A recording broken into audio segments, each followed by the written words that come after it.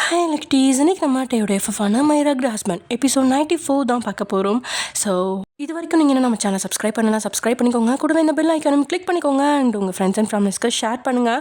Okay, வாங்க நம்ம வீடியோக்குள்ளே போகலாம். லாஸ்ட்டாக இதில் முடிச்சிருந்தோம் அப்படின்னா, கண்களை இறுக்கி மூடினவங்களுக்கு இன்னைக்கு சேலை கழட்டி தூக்கி வீசுவானா இல்லை தன்னையே பந்தாடிடுவானா அப்படின்னு பதறி நிற்கும் போதே, என்னடி இது அப்படின்னு கத்துன சத்தம் உங்களோட காதை நிறைக்குது. ப்ளீஸ், நான் வேணும்னு பண்ணலை அப்படின்னு நீங்கள் தொடங்கும் போதே, வேணும்னு பண்ணலையா, இவ்வளோ அசிங்கமாக யாராவது ஃபோட்டோ எடுப்பாங்களா அப்படின்ட்டே சொன்ன வாத்தியால் பட்டுன்னு கண்ணை திறந்து அவன் கையில் இருக்கிற மொபைலில் எட்டி பார்த்தவங்களுக்கு தர்ம சங்கடமாக இருக்குது. குளிச்சுட்டு இடுப்பில் துண்டை கட்டிட்டு நிற்க அது ரகசியமாக ஃபோட்டோ எடுத்து வச்சதோட பல நாள் இந்த ஃபோட்டோவை பார்த்து வெறி கொண்டு ரசிச்சிருக்கீங்க. இப்படி ஒரு ஃபோட்டோ மட்டும் இல்லை, 1000 ஃபோட்டோ இருக்குது.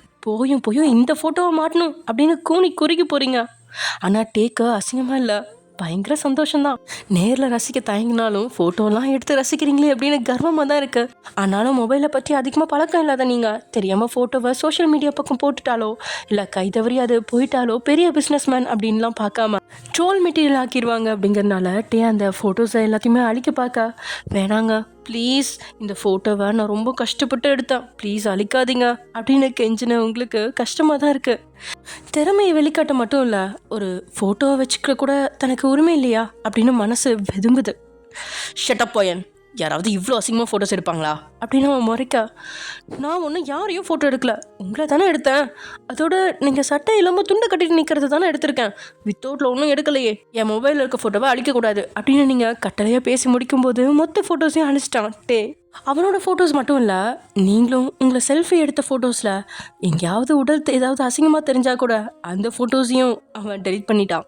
ஏன்னா அவனை பொறுத்த வரைக்கும் மனைவியோட பாதுகாப்பு முக்கியம். ஆனால் உங்களுக்கு அந்த இடத்துல தன்னுடைய எல்லா சுதந்திரமும் பறிக்கப்பட்ட மாதிரி இருக்கு. நீங்கள் நிச்சயம் ஒரு ஃபோட்டோக்காகலாம் இவ்வளோ போராடி இருக்க மாட்டீங்க.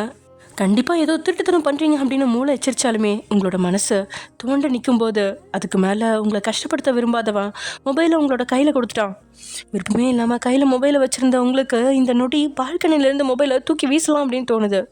எதுவும் சொல்லாமல் அங்கேருந்து நடைய கட்ட உங்களுக்கு ஏன் என் மேலே நம்பிக்கையே வர மாட்டேங்குது, ஒரு சாதாரண மொபைலை கூட செக் பண்ணி பார்க்குற அளவுக்கு தான் என் மேலே நம்பிக்கையா அப்படின்னு நீங்கள் விழிவிரிச்சு கேட்க, பால்கனி வாசலில் நின்று திரும்பி பார்த்தவன், வயன், நான் உன்னை சந்தேகப்படல, பட் உன்னோட ரியாக்ஷன் தான் சந்தேகப்பட வைக்குது.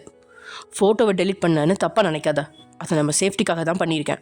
நம்ம ஃபேமஸான ஆட்களாக இல்லைனா பிரச்சனை இல்லை, நம்ம ஃபேமஸான ஆட்கள் ஒரு ஃபோட்டோ லீக் ஆனால் கூட மொத்தமாக நம்ம மானத்தை சோஷியல் மீடியா வாங்கிடுவாங்க.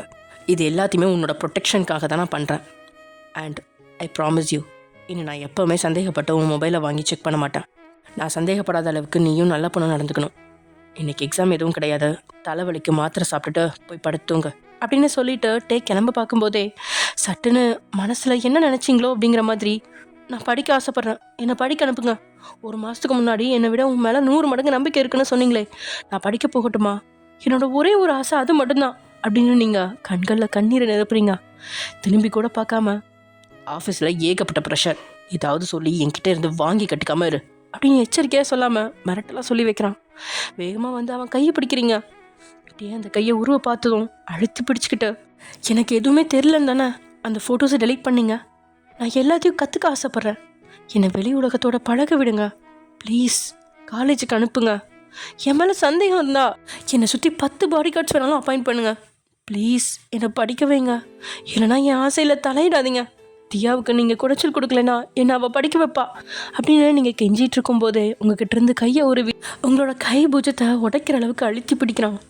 Shut up shut up shut your mouth idiot, ஏன் என் மூளையை தினமும் பிழிஞ்சு எடுக்கிற, உனக்கு படிக்கணும்னா டிஸ்டன்ஸ் எஜுகேஷனில் சேர்த்து விட்டுறேன், வீட்டிலேருந்தே படித்து தொலை, எக்ஸாமுக்கு நானே உன்னை காலேஜில் கொண்டு போய் விடலாம், அதை விட்டுட்டு காலேஜில் போய் படிக்கணும்னு கனவுல கூட நினைக்காத அப்படின்னு கத்திட்டு உங்களை தள்ளி விளக்குனவன் அங்கேருந்து போக பார்க்குறான். ஆனால் மனசு கேட்காம உங்களை இழுத்து அணைக்கிறான். நீங்கள் பயப்பட வேண்டிய இடத்துல டேயோட இதய துடிப்பு தான் அதிகமாக இருக்குது. தாய் அப்படிங்கிற ஒருத்தி இல்லாததால் தன்னுடைய இளம் பருவத்தையே தொலைச்சிட்டான். இனி மனைவி அப்படிங்கிற ஒருத்தி இல்லாமல் போனால் வாழ்வே தொலைஞ்சிரும் அப்படிங்கிற பயம் அவனுக்கு. நான் உன்கிட்ட என்ன சொல்ல வரேன்னு புரியலையா, உன்னை இழந்துடுவேணும்னு பயமாக இருக்குடி, எனக்காக உன்னோட படிப்பாசை மட்டும் சாக்ரிஃபைஸ் பண்ண முடியாதா, புரிஞ்சுக்கோ வயன், எந்த புருஷனாவது கல்யாணம் பண்ணி பொண்டாட்டி பக்கத்தில் இருக்கிறப்ப வற்புறுத்தி அனுபவிக்காமல் இருப்பானா, என்னை பாரு, உன் விருப்பத்தோட ஃபர்ஸ்ட் நைட் நடக்கணும்னு சின்னதாக ரொமான்ஸ் பண்ணிகிட்ருக்கேன். என் லட்சுமி அம்மாவை தவிர்த்து நான் யார்கிட்டையுமே இறங்கி போகலை. ஆனால் உன் பாட்டிக்கிட்டேயும் உன்கிட்டையும் இறங்கி போகிறேன்டி. எனக்காக உன்னோட படிப்பு ஆசையை விட்டுடு அப்படின்னு சொன்னவன் வாயிலேருந்து கட்டளை வரல, வலி நிறைஞ்ச வார்த்தை தான் வருது. டேயோட வார்த்தை உங்களுக்கு நல்லாவே புரியுது. ஆரம்பத்தில் நீங்கள் பார்த்த டேக்கும் இப்போ பார்க்குற டேக்கும் வித்தியாசம் இருக்குது. ரூமுக்கு வெளியே அவன் கெத்தாக இருந்தாலும் ரூமுக்குள்ளே நீங்கள் அவனை படாத பாடுபடுத்துறீங்க. டேயும் உங்களை தங்க தட்டில் வச்சு தாங்குறான் அப்படின்னு உங்களோட மனசுக்கு தெரியுது. அவனுக்காக படிக்கணும் அப்படிங்கிற ஆசையாக கூட மூட்டை கட்டி ஒதுக்கி போட்டீங்க. வீட்டில் இங்கிலீஷ், ஃப்ரெஞ்சு, யோகா, பாக்ஸிங்னு இவ்வளோ கற்றுக் கொடுக்கவே உயிர் எடுக்கிறான். இதில் காலேஜுக்கு போனால் யூனிவர்சிட்டி ரேங்க் ஹோல்டராக வரணும் அப்படின்னு சொல்லி உங்களை படாத பாடுபடுத்திடுவான். இதுக்கு வீட்டிலே இருந்துடலாம் அப்படின்னு தோணியிருக்கு உங்களுக்கு. ஆனாலும் இன்னைக்கு வந்த ரிலேட்டிவ்ஸோட வார்த்தை, ஆண்களோட கேளிக்கை பேச்சு எல்லாமே உங்களோட மனசை மொத்தமாக புரட்டி போட்டிருக்கு. டேக்காக உயிரை கூட கொடுக்கலாம், ஆனால் படிக்கிற ஆசையை கைவிடக்கூடாது. 15 நாள் பிடிவாதமாக பாட்டி வீட்டில் இருந்தப்போ டே அவனாவே இறங்கி வந்துவிட்டான். அது மாதிரி இப்பயும் பிடிவாதமாக இருந்தா கணவன் இறங்கி வருவான் அப்படின்னு தப்பாக கணிச்ச நீங்கள் அவன் அணைப்பிலேருந்து விழுகிறீங்க. நீங்கள் என்ன சொன்னாலும் சரி, நான் படிக்க போவேன். நீங்களா என்னை படிக்க அனுப்புனா உங்களுக்கு கௌரவம், இல்லைன்னா நானா உங்கள் பேச்சை கேட்காம வெளியே கால் வச்சேன்னா உங்களுக்கு தான் அசிங்கம் அப்படின்னு நீங்கள் லேசாக மிரட்டல் வார்த்தையை தொடங்குறதுக்கு முன்னாடியே பெரிய பூந்தொட்டி உங்களோட கால் பக்கத்தில் வந்து உடையுது. அந்த ஃப்ளவர் பாட் உடஞ்ச வேகத்தில் அதுலேருந்து ஒரு துண்டு உங்களோட காலை கீறி ரத்த வடிய கீழே விழுந்த நீங்கள் காலில் அழுத்து பிடிக்கிறீங்க. வலி சொல்லுன்னு ஏறிட தரையில் கிடந்து அழுதுட்டீங்க. ஆ, வலிக்குது அப்படின்னு உதட்டு விரைக்க சொன்ன உங்களோட வலது கால்கள் டேயோட கைக்குள்ளே அடங்கி இருக்க முகத்தை இறுக்கமாக வச்சுக்கிட்டே உங்களோட கால்களில் வடைஞ்ச ரத்தத்தை துடைக்கிறான். பெரிய காயம் இல்லை, மேலோட்டமான சின்ன காயம்தான். காயத்தை சுத்தப்படுத்தி லேசாக மருந்து வச்சதுக்கே உயிர் போக துடிச்சது மாதிரி டேயோட கை புஜத்தை அழுத்தி பிடிச்சு நகத்தால் அவன் புஜங்களை தான் சீன்றீங்க. உங்களுக்கு கொஞ்சம் டைம் கொடுத்து மொத்த காயத்துலேயும் மருந்து நிரப்பி பேண்டேஜையும் ஒட்டிட்டு எழுந்து போக பார்த்தா உங்களோட கைகள் அவன் புஜங்களை விடுற மாதிரி இல்லை. உங்களோட நீர் நறுமண கண்கள் டேயோட முகத்தை விட்டு விலகிற மாதிரியும் இல்லை. கொஞ்ச நேரம் பொறுமையாக உங்களோட முகத்தை பார்க்குறான். அவனுக்கு கோபம் இருக்குது, அதை விட பயம் இருக்குது. எந்த விஷயத்துலையும் அவன் சமாளித்து வந்துடுவான். ஆனால் இந்த ஒரு விஷயத்தில் அவனால் முடியல. 29 வருஷம் தனிமை அவனை ரணமாக கொன்னுக்கிட்டு இருக்கு. இன்னொரு முறை அந்த தனிமைக்குள்ளே போகக்கூடாது. நீங்கள் 100 மடங்கு நல்லவங்க தான். தன்னை தவிர யாரையுமே யோசிக்கவோ காதலிக்கவோ உங்களால் முடியாது. ஆனால் பாலா போன மனசு பயந்து துடிக்குதே அப்படிங்கிறதால டெரராக மெயின்டைன் செய்ய பார்க்குறான். ஆனால் அவனால் முடியல. உங்களோட காலில் 10 துளி ரத்தம் வந்ததுக்கு டேயோட இதயத்தில் இருந்து 500 துளி ரத்தம் வடைஞ்ச மாதிரி இருக்கு. யாருக்கிட்டையும் இந்த அளவுக்கு இறங்கி போக மாட்டான். ஆனால் என்னமோ உங்ககிட்ட கோவப்பட்டுட்டு தனிமையில் இருக்கிற முடியல. நீங்கள் இல்லாத உலகம் மொத்தமாக இடிஞ்சு விழுந்த கட்டிடம் மாதிரி இருக்கு. பொறுமையாக உங்களோட முகத்தை தான் பெரிய கைகளால் தாங்கி பிடிச்சு தான் பக்கம் இழுக்கிறான். கண்களில் துளிர் விட்டிருந்த கண்ணீரை அவனோட 2 பெருவிரல்களாலும் அழுத்தி துடைக்கிறான். உங்களோட இதழோட இதழ் பதிக்க நெருங்குறான். ஆனால் அப்புறம் என்ன நினச்சானோ இதழ்கள் இணையாமல் இடைவெளியிலே இருக்கு. சொன்னால் புரிஞ்சுக்கோடி, உன் மேலே 100 மடங்கு நம்பிக்கை இருக்கு. ஆனால் பயம். காம்பவுண்டை விட்டு வெளியே போனதால தானே என்னை பெத்தவ விட்டுட்டு போயிட்டா. ஒரு பொண்ணு அனாதையாக சுதந்திரமாக இருக்காளேன்னு பார்த்தா அவளும் 18 வயசுக்கு முன்னாடி ஆம்பளை சோக்கு கேட்டு கல்யாணம் ஆகி 2 பிள்ளையோட அப்பன் கூட ஓடி போக பார்த்தா. அது மாதிரி நீ போக மாட்டேன்னு எனக்கு நம்பிக்கை இருக்குது. ஆனாலும் பயமாக இருக்குது. படிப்பை தவிர்த்து என்ன வேணா கேளு, நான் தரேன்டி. நான் உன்னை தொடுறது பிடிக்கலையா சொல்லு, I promise I never touch you. வீட்டில் வேலை செய்ய பிடிக்கலனா நீ வேலை செய்ய வேண்டாம். நான் உன்னை படிக்க வைக்கிறது டார்ச்சராக இருக்குன்னா நாளையிலேருந்து நீ படிக்கவும் வேணாம். ஆஃபீஸ்க்கு போயிட்டு வந்து நைட் தினமும் உன்னை வெளியே அழைச்சிட்டு போகலாம். எனக்காக அந்த ஒரே ஒரு ஆசையை மட்டும் விட்டுட்டு போயேன் அப்படின்னு வாழ்நாளில் லக்ஷ்மி கிட்ட இறங்கி போனதை விட அதிகமாக இறங்கி போகிறான் மனைவி கிட்ட. அவன் வார்த்தைகள் ஒவ்வொன்றுமே தித்திப்பான கரும்பாக தான் இருக்குது. ஆனால் அந்த கரும்போட சுவைக்குள்ளே மூழ்கிட நீங்கள் விரும்பலை. பொண்ணுங்களை சரிசமமாக நடத்துகிற வீடு அப்படின்னா கூட பெருசாக படிக்கணும் அப்படிங்கிற ஆசையும் சுயமாக இருக்கணும் அப்படிங்கிற கௌரவமும் எட்டி பார்த்துருக்காது. ஆனால் இந்த வீட்டில் எல்லா பக்கமும் ஆண்கள் மட்டும்தான் கெத்து, பொண்ணுங்க வெத்து வேட்டு தானே. அப்புறம் எங்கள் டேயோட வார்த்தை காதல நுழையும். முகத்தை தாங்கி இருந்த அவனோட கைகளை பிடிச்சி கீழே இறக்குனா நீங்கள். நானும் உங்களுக்காக எல்லாத்தையும் விட்டுத்தர தயாராக தான் இருக்கேன். என்னை என் பாட்டியை பார்க்க அழைச்சிட்டு போக வேண்டாம். எவ்வளோ வேலை வேணாலும் சொல்லுங்கள், நான் அதெல்லாமே செய்கிறேன். ப்ளீஸ் என்னை காலேஜுக்கு அனுப்புங்க. என் பாட்டி வீட்டில் நான் அவ்வளோ சுதந்திரமாக இருக்கல. எப்பவுமே எங்கள் சித்தப்பா வீட்டில் வேலை செய்கிறதுல என் வாழ்க்கை முடிஞ்சிருச்சு. இங்கேயும் அது மாதிரி இல்லாமல் 4 பேர் கூட பழகணும், 4 விஷயத்தை கற்றுக்கணும்னு ஆசைப்பட்றேன். யாராவது நீ என்ன படிச்சிருக்கேன்னு கேட்டால் 12ஆம் கிளாஸ்ன்னு சொல்லவே என்னமோ மாதிரி இருக்குது. அன்றைக்கி ஃபங்க்ஷன் வீட்டு இன்விடேஷன் கார்டில் உங்கள் பேருக்கு பின்னாடி ஏதேதோ டிகிரி இருக்குது. ஆனால் என் பேருக்கு பின்னாடி அப்படி எதுவுமே இல்லை. எனக்கு பெருசாக எதுவுமே படிக்க வேண்டாம், ஒரே ஒரு டிகிரி மட்டும் போதும். அதே மாதிரி நீங்கள் இன்றைக்கு வரைக்கும் எவ்வளோ ரூபாய் சம்பாதிக்கிறீங்கன்னு கூட எனக்கு தெரியாது. நானும் உங்களை மாதிரி சுயமாக சம்பாதிக்க ஆசைப்பட்றேன் அப்படின்னு நீங்கள் பேசிக்கிட்டே போனாலும் கடைசியாக சுயமாக சம்பாதிக்க ஆசை அப்படின்னு சொன்ன உங்களோட வார்த்தைக்கு அப்புறம் டேயோட காதில் எதுவுமே கேட்கல. அதிர்ச்சியாக எழுந்துட்டான். அவனோட உலகமே சுழல்வதை நிறுத்துகிற மாதிரி உணர்றான். தான் முன்னாடி உட்காந்துருக்கிறது நீங்கள் தானா இல்லை வேறு ஏதாவது பொண்ணா அப்படிங்கிற மாதிரி அவனோட பார்வை அதிர்ச்சியாக ஆராயுது. இத்தனை நாளாக நீங்கள் படிக்க மட்டும்தான் வேணும் அப்படின்னு சொன்னீங்க, ஆனால் திடீர்னு சுயமாக சம்பாதிக்கணும் அப்படின்னு சொல்கிறீங்களே அப்படின்னு அவனால் நம்பவே முடியல. நான் பண்ணதில் ரொம்ப பெரிய தப்பு என்ன தெரியுமா? நிறையா படித்த பொண்ணை கட்டிக்கிட்டது. மகேஸ்வரி அந்த காலத்திலேயே பிஎட் படிச்சிருந்தா. ஆம்பளை விட பொண்ணுங்க படித்தா குடும்பம் நல்லா இருக்கணும்னு நம்பி கல்யாணம் பண்ணி ரொம்ப பெரிய தப்பு பண்ணிட்டேன். நான் பண்ண 2வது தப்பு, கல்யாணத்துக்கு அப்புறமும் அவள் படிக்க ஆசைப்பட்டா. அப்பா தம்பின்னு எல்லாருமே அவளை வீட்டுக்குள்ளே அடைச்சி போட சொல்லியும் அவங்க பேச்சை கேட்காம சரியான முட்டாளா மொத்த குடும்பத்துக்கிட்டையும் சண்டை போட்டு அவளை காலேஜுக்கு அனுப்பி வச்சிட்டேன். நான் பண்ண கடைசி தப்பு, உங்களுக்கு உங்கள் தம்பி அளவுக்கு பிஸ்னஸ் திறமை இல்லை, அதனால் உங்கள் பிஸ்னஸ் என்கிட்ட தாங்க, நான் நடத்தி காட்டுறேன், சுயமாக பொண்ணுங்களால் சாதிக்க முடியும்னு இந்த உலகத்துக்கு காட்டணும்னு என்கிட்ட அவள் சொன்னான். அந்த வார்த்தையை நம்பி என் கம்பெனியை அவள் கையில் கொடுத்தது தான் நான் பண்ண கடைசி தப்பு. படிப்பு, சுயமாக சம்பாதிக்கிறது ரெண்டும் அவளுக்கு தெரிஞ்சதும் கம்பெனியை மொத்தமாக ஆக்கிரமித்து ஒரு கையில் குழந்தையும் ஒரு கையில் அல்வாவையும் தந்துட்டு வாட்ட சாதமாக ஒருத்தன் கையை பிடிச்சிட்டு போயிட்டே இருந்தான். இதெல்லாம் ஏன் உனக்கு சொல்லித்தரேன்னா, நான் ஏமாந்த மாதிரி நீ ஏமாறக்கூடாது. பொண்ணுங்களுக்கு முதல்ல ஒரே ஒரு ஆசை தான் இருக்கும், அதை கேட்க போனால் பின்னாடி 1000 ஆசை இருக்கும். ஒரு அளவுக்கு மேலே நீ யார்கிட்ட இறங்கி போனாலும் அவங்கள இழந்துடுவ. அதுக்கு ரொம்ப பெரிய எக்ஸாம்பிள் நான் தான் அப்படின்னு 29 வருஷ டேயோட வாழ்க்கையில் 100 முறையாவது சுனில் சொன்னது இப்போது டேயோட வாழ்க்கைக்கு சரியாக பொருந்துற மாதிரி இருக்கு. 2 புருவத்தையும் உயர்த்தினவன் உங்களை கொடூரமாக முறைக்கிறான். காதல் ஆசையில் மூழ்கி இருந்த டே மறைஞ்சு அரக்கனான டே எட்டி பார்க்குறான். தன்னுடைய கணவன் என்ன ரியாக்ஷனில் இருக்கிறான் அப்படின்னு கூட தெரியாமல் மனசில் நினச்சதை கடகடான்னு சொல்லி முடிக்கணும் அப்படிங்கிறதுக்காகவே அவன் முகத்தை கூட பார்க்காம, மாதம் நான் 10,000 ரூபாயாவது சம்பாதிக்கணும், என் பாட்டிக்கு தியா மாதம் 3000 ரூபாய் கொடுக்குறா, நானும் ஏதாவது பண்ணணும், மீதி பணத்தை நம்ம குழந்தைங்களுக்காக நம்ம சேவிங்ஸ் பண்ணலாம், ப்ளீஸ் நான் படிக்க போகட்டுமா அப்படின்னு உருக்கமாக சொன்ன நீங்கள் டேயோட முகத்தை பார்த்து அப்படியே மறண்டு நிற்கிறீங்க. இத்தனை நாள் கோவத்தில் அவன் மூக்கு மட்டும்தான் சவக்கும், ஆனால் இன்னைக்கு முகமே சவந்து போய் பார்க்கறதுக்கே படம் எடுத்த பாம்பா நின்றுட்டு இருக்கிற கணவனை பார்த்து சுகர் பேஷண்ட்டோட கை கால் மாதிரி உங்களோட உடல் நடுக்குது. சேலம் முந்தானைய கைக்குள்ள வச்சு சுருட்டினபடியே உடலை குறுக்கி பயத்தோட எழுந்து நின்று என்னங்க அப்படின்னு சொல்லிட்டு டேயோட கைகளை பிடிக்க போறீங்க. ஆனால் அவன் இருக்கிற கோவத்தில் கை விரலை உடைச்சாலும் உடைப்பான் அப்படின்னு திரும்பி கையை எடுத்துட்டீங்க. பொறுமையாக கையை கட்டிக்கிட்டு உங்களை கீழேருந்து மேலே நோட்டமிடுறான். ஓஹோ, இத்தனை நாளாக படிக்கணும்னு மட்டும்தான் சொன்னேன், இப்போது வேலைக்கு போய் சம்பாதிக்கணும்னு சொல்கிற, அதுக்கடுத்து என்ன சொல்வீங்க மேடம்? நான் கை நிறைய சம்பாதிக்கிறேன், இனி நீ வீட்டில் உட்காந்து சமைச்சு போட்டு பிள்ளைய பார்த்துக்கோன்னு சொல்லுவேன். அப்புறம் உன்னை விட பெட்டராக ஒருத்தன் கிடச்சிட்டான், இனி நீ எனக்கு தேவையில்லைன்னு சொல்லி எவன் கூடயோ போய் படுப்ப, புள்ள பத்து சந்தோஷமாக வாழ்வ. நான் நாமமும் பட்டையும் போட்டுட்டு இடிச்ச வாய மாதிரி பார்த்துட்டு நிற்கணுமாடி ஓத்தா அப்படின்னு பெட்ரூமே கத்துறான். அவன் வார்த்தையில் கண்ணீர் அப்படியே வடியுது. இவ்வளோதான் தாமால நம்பிக்கையா? ஏன் இவ்வளோ கொச்சையாக பேசுகிறான் அப்படின்னு புரியாத பார்வை பார்க்குறீங்க.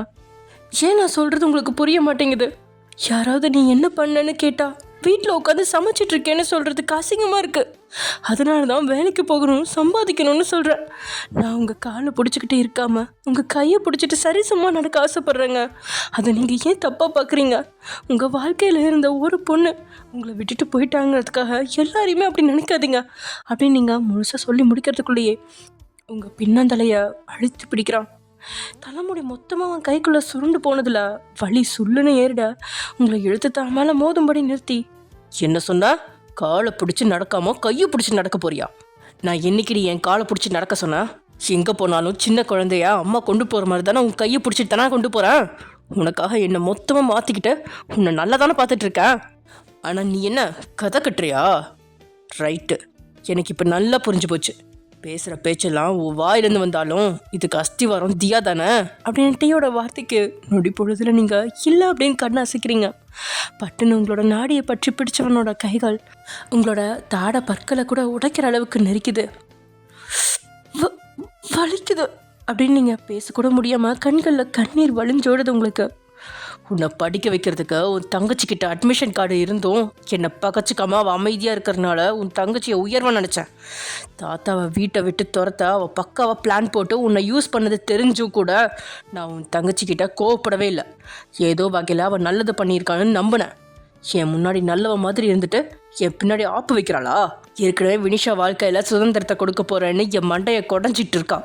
இதில் அக்காக்காரியா அவள் புருஷனுக்கு எதிராக திருப்பி விடுற வேலையை பார்க்குறாளா? இனி உன்கிட்ட பேசி பிரயோஜனம் இல்லை, அவளை நேரடியாக பார்த்துக்கிறேன் அப்படின்னு சொன்னேன். பட்டுன்னு பிடிச்சு உங்களை தள்ளி விட்டுட்டான் கட்டில்ல. என்னங்க அப்படி எதுவும் இல்லை அப்படின்னு பதறி அடித்து உருண்டு புரண்டு எழுந்த நீங்கள் கணவனை சமாதானப்படுத்தலாம் அப்படின்னு பார்த்தா டீ அந்த ரூம்லேயே இல்லை. அவன் எப்பயோ போயிட்டான். உடனே ஓடி போய் பெட்ரூம் கதவை திறத்து பார்க்குறீங்க. கதவை திறக்கல. டே ஏற்கனவே லாக் பண்ணிட்டான். கதவை தாறுமாறா தட்டின நீங்கள், தியாவுக்கும் இதுக்கும் எந்த சம்மந்தமும் கிடையாது, ப்ளீஸ் கதவை திறங்க, உங்களுக்கு என்ன கோபம் இருந்தாலும் என்கிட்ட காட்டுங்க, என் தங்கச்சிக்கிட்ட பிரச்சனை பண்ணாதீங்க ப்ளீஸ் அப்படின்னு கத்தி பிரயோஜனமே இல்லை. ரூமுக்குள்ளே பூகமே வந்தால் கூட ரூமுக்கு வெளியே தொழில் சத்தம் கூட கேட்காத அளவுக்கு சவுண்ட் ப்ரூஃப் ரூம் தானே அப்படிங்கிறதுனால வெளியில் ஒன்றும் கேட்கல. அது உங்கள் மண்டையில் உரைக்கவே 5 நிமிஷம் எடுத்துக்கிச்சு. ஓடி போய் பால்கனி வழியாக எட்டி பார்த்தா டேயோட கார் அப்போதான் காம்பவுண்டை விட்டு வெளியே போயிருக்கு. பால்கனிலேருந்து கண்ணாடியை தாறுமாறா தட்டி சத்தம் எழுப்ப பார்க்குறீங்க. கண்ணாடியால் மூடி இருக்கிறனால உள்ளே இருந்து சத்தம் வெளியே கேட்கல. ஓப்பன் பால்கனியாக இருந்தால் கூட சத்தம் வெளியே கேட்டிருக்கும். பால்கனியோட கண்ணாடியை திறக்கிற ரிமோட்டை கூட தேடி பார்த்தா அதையும் டே எடுத்துகிட்டு போயிட்டான் போல. என்ன செய்யறது அப்படின்னு தெரியாமல் கடைசியாக மொபைலையாவது எடுக்கலாம் அப்படின்னு மொபைலை தேடினா அதையும் காணலை. எல்லாமே இப்போ டேயோட கட்டுப்பாட்டில் இருக்கா. இவன் போகிற வேகத்தில் தியா கிட்ட என்ன பிரச்சனை செய்வானோ அப்படின்னு நினைக்கும் போதே உங்களுக்கு ஈரக்குலையும் நடுங்கிருச்சு. சத்தமே இல்லாமல் தரையில் உட்காந்து கண்ணீர் தான் வடிக்கிறீங்க. சிக்னல் எதையும் மதிக்காமல் டேயோட கார் 100 கிலோமீட்டர் வேகத்தில் பறக்குது. அவனால் உங்களோட வார்த்தைகளை ஏற்றுக்கவே முடியல. படிக்க அனுப்புறதுக்கே பயப்படுறான். இதில் சுயமாக இருக்கிறதுக்கு வேற பார்க்குறீங்க. எப்படி பார்த்தாலும் சுயமாக இருக்கணும் அப்படின்னு பொண்ணுங்களோட மூளைக்குள்ளே குறைஞ்சு கத்தியால் இறக்குறது தியா மட்டும்தான். அவள் தான் எல்லாத்துக்குமே காரணம் அப்படின்னு மொத்த பழையும் உங்கள் மேலேருந்து தூக்கி தியாவோட பக்கம் போட்டுட்டான். ஒரு பக்கம் தியா காரணமாக இருந்தாலும் இன்னொரு பக்கம் ஆண்களோட அடக்குமுறை தான் பொண்ணுங்களை சுயமாக இருக்க யோசிக்க வைக்குது அப்படின்னு அவன் மூளைக்குள்ளே எட்டவே இல்லை. மொபைலில் இருந்த லொக்கேஷனை பார்த்து ரெஸ்டாரண்ட்டுக்குள்ளே வந்து நுழையிறான் டே. கூட்டமாக இருந்த ரெஸ்டாரண்ட்டில் ஏராளமானோர் இருந்தாலும் டேயோட கண்கள் தேடி பிடிச்சது பொறுமையாக ஐஸ்கிரீமை ருசிச்சு சாப்பிட்டுட்டு இருந்த தியாவை தான். வேகமான அடிகளை எடுத்து வச்சு அவன் பக்கத்தில் நெருங்கினவ தியா அப்படின்னு கத்த ஏதோ யோசனையில் மூழ்கி இருந்தவ குரல் கேட்டு சட்டுன்னு எழுந்து திருமண வேகத்தில் பட்டுன்னு அரைஞ்சிட்டான் டே. அவன் அரைஞ்ச வேகத்தில் மொத்த ரெஸ்டாரண்ட்டுமே திரும்பி பார்க்குது. அவ்வளோ பலமாக அடிச்சிருக்கான். அவன் அடித்த வேகத்தில் வாயிலிருந்து ரத்தம் வடிய தலை தாழ்த்தி நிற்கிறான். ஜிமின் என்னடா தியாவை அடிச்சா ஜிமினோட வாயிலிருந்து ரத்தம் வடியுது? ரொம்ப சிம்பிள், எங்கே இருந்தாலும் ஜெட்டு வேகத்தில் தியாவை காப்பாற்ற வந்துடுவாயா அந்த ஜிமின் அப்படிங்கிற மாதிரி டேயோட கைகள் அடிக்க வாங்கினது தியாவையாக இருந்தாலும் அவள் கன்னத்தில் கரம் சேர்றதுக்கு முன்னாடியே தான் கன்னத்தை இடையில தாங்கி பிடிச்சு அவளை காப்பாற்றிட்டான் ஜிமின். தம்பி அடிச்சிட்டனே அப்படின்னு கை ஒரு நொடி நடுங்கினாலும் இருந்த கோவத்தில் ஜிமினை தள்ளி விட்டவன் தியாவை அறைய கை ஓங்குறான். ஓங்குன கை அவள் கன்னத்தில் சேராத அளவுக்கு டேயோட கையை அழுத்தி பிடிக்கிறான் ஆரி. டேயோட பார்வை ஆரியோட பக்கம் திரும்ப அவளை அடிச்ச நான் நடக்கிறதே வேற அப்படின்ற பார்வையால் மிரட்டுறான் ஆரி. ஜிமினா டே அடிச்சிட்டான் அப்படிங்கிற கோவத்தில் தியா டே அடிக்க கையை ஓங்க அதுக்குள்ளே தியாவோட கையை பட்டுன்னு பிடிச்சிட்டான் ஜிமின். என் அண்ணா அடிச்சேனா உன்னை கொன்றுவேன் அப்படின்னு வெளிப்படையாகவே மிரட்டல் விடுறான் ஜிமின்.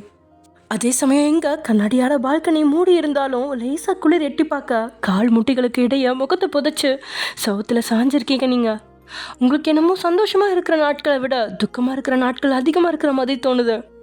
எல்லா விஷயத்துலையுமே அவனோட புரிதல் சொல்ல முடியாத அளவுக்கு அதிகமாக இருக்குது. ஆனால் படிப்பு அப்படிங்கிற விஷயத்தில் ஆரம்பத்துலேருந்து இப்போ வரைக்கும் சுத்தமாக அவன் செவி சாய்ச்சது மாதிரியே இல்லை. மன்னிப்பு கேட்கணும் அப்படின்னு நீங்கள் ஆசைப்பட்ட நேரங்களில் உங்களுக்குள்ள நம்பிக்கை இருந்துச்சு அவனா இறங்கி வந்து மன்னிப்பு கேட்பான் அப்படின்னு. அது போலயே நடந்துருச்சு. ஆனால் படிப்பு விஷயத்தில் மட்டும் பிடிவாதமாக இருக்க உங்களுக்கு பயமாக இருக்குது. அதுக்கு காரணம் இந்த உறவு முறிஞ்சிருமோ அப்படிங்கிற பயம்தான். அதுக்காக படிக்கணும் அப்படிங்கிற ஆசையை தூரம் கட்ட முடியல உங்களால். படிக்கணும், தன்னை மட்டும் தட்டுறவங்க முன்னாடி சுயமாக பணம் சம்பாதிக்கணும் அப்படின்னு மனம் ஏங்குது. எல்லாத்தையும் விட தியா மாதிரி தைரியமாக எதிர்த்து பேசுகிற கட்சும் வேணும் அப்படின்னு மனம் சொல்லுது. ஆண்களோட திறமை வெளி உலகத்துக்கு தெரியுது, ஏன் பொண்ணுங்களோட திறமை மட்டும் தெரியக்கூடாது? கண்ணம்மா நல்லா சமைக்கிறா, லக்ஷ்மி நல்லா படம் வரைகிறா, துணி தைக்கிறா. நீங்களும் கற்றுக் கொடுக்க தொடங்கினதுக்கப்புறம் வேகமாகவே கற்றுக்குறீங்க. எல்லாத்தையும் விட உங்களுக்கு நல்ல காந்த குரலும் இருக்குது. இப்படிப்பட்ட தங்களுடைய திறமை எல்லாமே இந்த வீட்டுக்குள்ளேயே முடிஞ்சிருமா? வீட்டுக்குள்ளே அடைஞ்சு கிடந்தாலும் இன்ஸ்டாகிராம் மூலமாக திறமையை வெளிக்காட்டலாம், சுயமாக சம்பாதிக்கலாம் அப்படின்னு பார்த்தா ஒவ்வொரு நாளும் கணவனுக்கு தெரிஞ்சிருமோ அப்படிங்கிற பயத்தில் வாழ வேண்டியிருக்கு. அதை தாண்டி உங்களை விட கேவலமாக பாடுற பொண்ணுங்களோட பாட்டு கூட பயங்கரமாக ரீச் ஆயிடுச்சு. ஏன்னா அவங்க முகத்தில் பயங்கரமான எக்ஸ்ப்ரெஷன் கொடுக்குறாங்க. பாட்டு பாடுறதுக்கு கூட கவர்ச்சியான உடை அணிஞ்சு திறமையை காட்டுறாங்களோ இல்லையோ, ஹார்ட்டாக உடலையும் நடன அசைவுகளையும் காட்டி தாராளமாக லைக் கமெண்ட் எல்லாம் வாங்குறாங்க. இப்படி எதுவுமே செய்யாமல் நேர்மையாக திறமையை வெளிக்காட்ட பார்த்தா உங்களுக்கு கிடைக்கிறது என்னவோ 5 லைக், 1 கமெண்ட், 100 ஃபாலோவர்ஸ் மட்டும்தான். ஆக்சுவலி இந்த ஐடியா கூட ஜிமின் தான் கொடுத்துருப்பான். இன்ஸ்டாகிராமில் கூட நீங்கள் போட்டு சம்பாதிக்கலாம் நீ அப்படின்னு சொல்லி. ஸோ அதை தான் நீங்கள் ட்ரை பண்ணுறீங்க. இன்ஸ்டாகிராமை வச்சு வீட்டிலேருந்தே பணம் சம்பாதிக்கலாம் அப்படின்னு காத்திருந்தாலும் பிரயோஜனப்படாது. வெளியே போகணும், 4 பேர்த்து கூட பழகணும், பிரச்சனைகளை சந்திக்கணும், அதுலேருந்து வெளியே வரணும். தியா மாதிரி தன்னம்பிக்கை, கௌரவம், சுயமரியாதையும் கொண்ட ஒரு பொண்ணாக வாழணும் அப்படின்னு உள்ள தவிக்குது. ஆனால் இந்த கிம் குடும்பம் பொண்ணுங்களை அடிமையாகவும் வேலைக்காரியாகவும் வீட்டுக்குள்ளேயே அடைச்சி வைக்குது அப்படின்னு ஒரு பக்கம் சோகம் தொண்டையில் அடைச்சி நிற்குது. இன்னொரு பக்கம் தியா என்ன பிரச்சனை வந்தாலும் சமாளிப்பா அப்படின்னு நம்பிக்கையும் இருக்குது. ஆனாலும் தன்னுடைய கோபக்கார கணவன் தங்கையை அடிச்சிருவானோ, கேவலப்படுத்தியிருப்பானோ அப்படின்னு உள்ளம் பதறுது. அப்படியே தரையில் படுத்துட்டீங்க நீங்கள். இங்கே ஜிமினை அடிச்சிட்டான்ட்டே அப்படிங்கிற கோபத்தில் தியா டேவை அடிக்க கையை வாங்க, அதுக்குள்ளே தியாவோட கையை பிடிக்கிறான் ஜிமின்.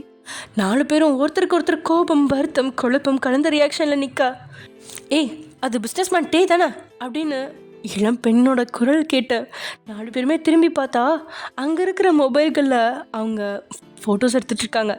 ஆரி பெரிய பிஸ்னஸ்மேனாக இருந்தாலும் அவனோட ஃபோட்டோஸ் பெருசாக வெளியெல்லாம் ரீச் ஆனதில்லை, அவன் விட்டதும் கிடையாது. ஜிமின் பெரிய பணக்காரன் அப்படிங்கிறது அவனோட நட்பு வட்டாரங்களுக்கு மட்டும்தான் தெரியும். தியா பல கேஸ்களில் உதவியாக இருந்தாலும் சொல்லிக்கொள்கிற அளவுக்குலாம் அவன் பெரிய கேஸை நேரடியாக வாதாடினது கிடையாது. அவன் ஆதாரங்களை கலெக்ட் பண்ணுற வேலையில தான் பக்காவாக செஞ்சிட்ருக்கா. ஆனால் டே அப்படி கிடையாது. மாதத்துக்கு ஒரு முறையாவது அவனோட ஃபோட்டோ மேகசினில் வந்துடும். ஆக்டர்ஸ்க்கு இணையாக ஃபேன்ஸும் டேக்கு இருக்குது. அதுக்கு காரணம் டேயோட பணமும் அழகும் தான். இவ்வளோ பெரிய பிஸ்னஸ்மேன் இந்த சின்ன ரெஸ்டாரண்ட்க்கு எதுக்கு வந்திருக்காரு, என்ன பிரச்சனையாக இருக்கும் அப்படின்னு அங்கே சலசலப்பு தொடங்கும் போது தான் சுற்றி இருக்கிற நபர்கள் எல்லாமே டேயோட கண்ணுக்கு தெரியுறாங்க.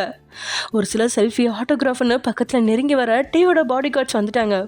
எல்லாருமே மொபைலையும் பிடுங்கி ஃபோட்டோவையும் டெலிட் பண்ணிவிட்டு அவங்க 4 பேரையும் பக்கத்தில் இருந்த ஒரு பூட்டி இருந்த பார்க்குக்குள்ளே பத்திரமா விட்டுட்டு பார்க்குக்கு வெளியே பாதுகாப்புக்கு நின்றுட்டானுங்க கடமை உணர்ச்சி மிக்க பாடி கார்ட்ஸ்.